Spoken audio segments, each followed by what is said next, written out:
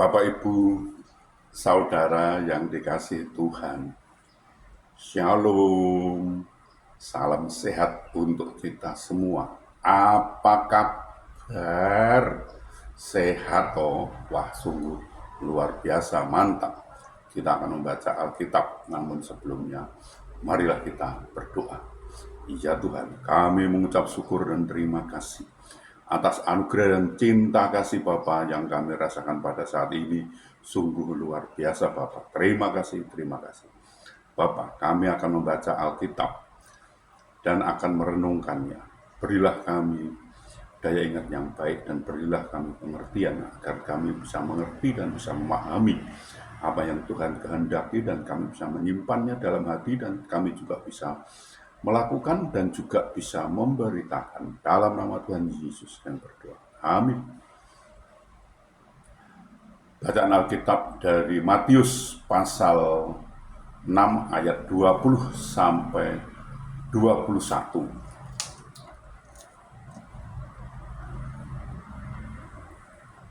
Tetapi kumpulkanlah bagimu harta di sorga ngengat dan karat tidak merusaknya, dan pencuri tidak membongkar serta mencurinya.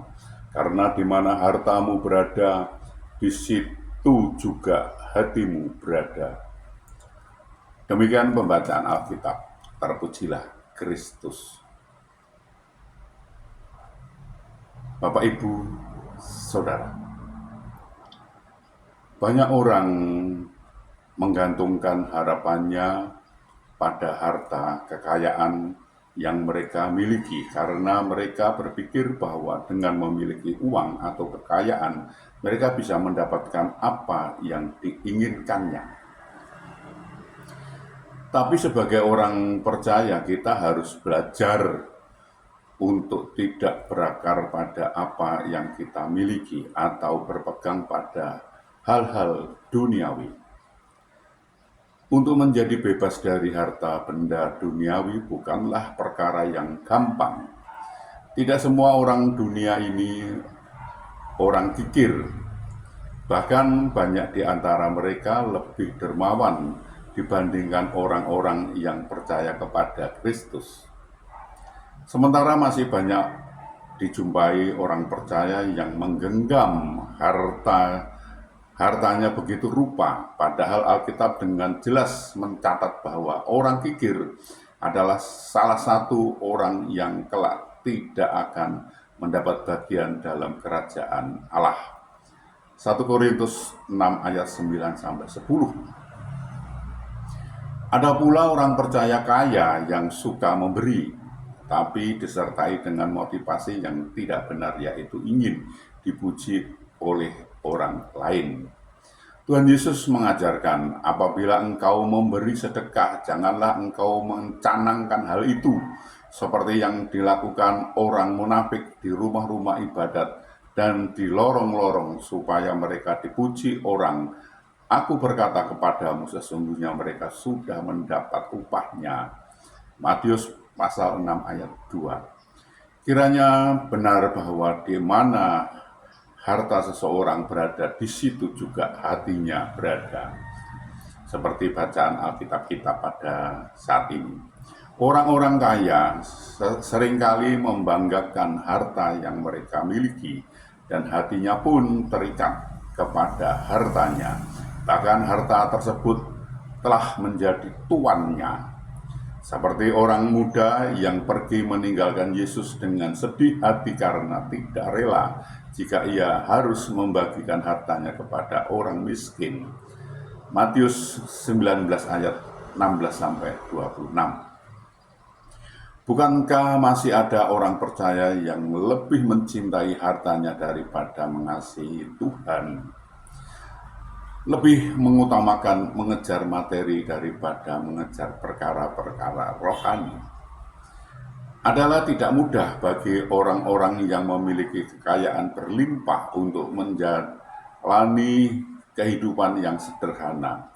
Mereka selalu memiliki keinginan yang sangat besar untuk meraup kekayaan lebih daripada lebih semampunya yang mereka bisa lakukan. Jadikan Yesus sebagai Tuhan dalam hidup ini, karena Dia adalah yang terutama dari segala yang ada di dunia ini. Tuhan menolong dan memberkati kita. Amin.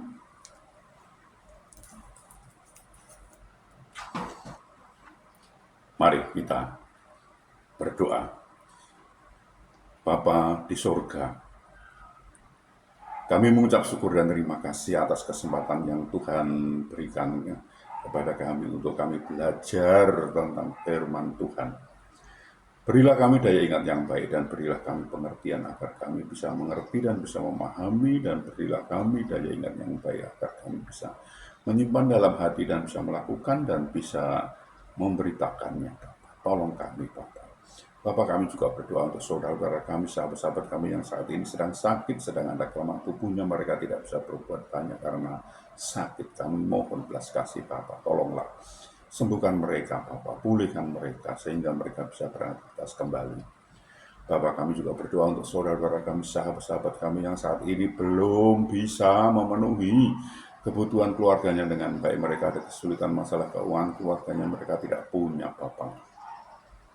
Bapak, kami mohon pertolongan Bapak. Mereka sudah mencari dan mencari, namun sepertinya mengalami jalan buntu mereka ini.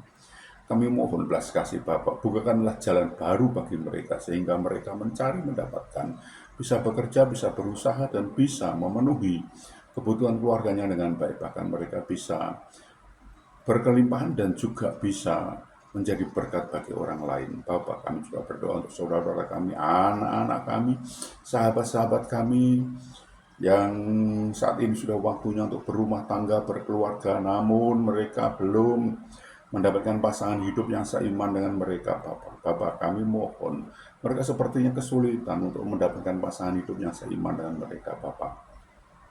Bapak, kami mohon belas kasih-Mu, bukakanlah jalan bagi mereka, sehingga mereka bisa mendapatkan pasangan hidup yang seiman dengan mereka, dan mereka bisa membentuk suatu keluarga rumah tangga, dan bisa beranak cucu, dan Tuhan senantiasa menolong mereka, Bapak. Bapak, kami juga berdoa untuk bangsa kami, bangsa Indonesia. Berilah kami sukacita, damai, sejahtera pada bangsa ini. Dan berilah bangsa ini agar mau mengenal Engkau lebih lagi. Dan bangsa ini mau belajar tentang firman Tuhan, sehingga bangsa ini tidak gagal paham, Bapak. Bapa, ini kami, pakailah kami untuk memberitakan firman-Mu, lengkapi kami dengan Roh yang kudus untuk memimpin dan memimpin kami dalam memberitakan firman itu agar tidak keliru, Bapa. Bapa, ampunilah segala dosa dan salah kami sehingga kami layak untuk menerima pertolongan Bapa. Dalam nama Tuhan Yesus kami berdoa. Amin.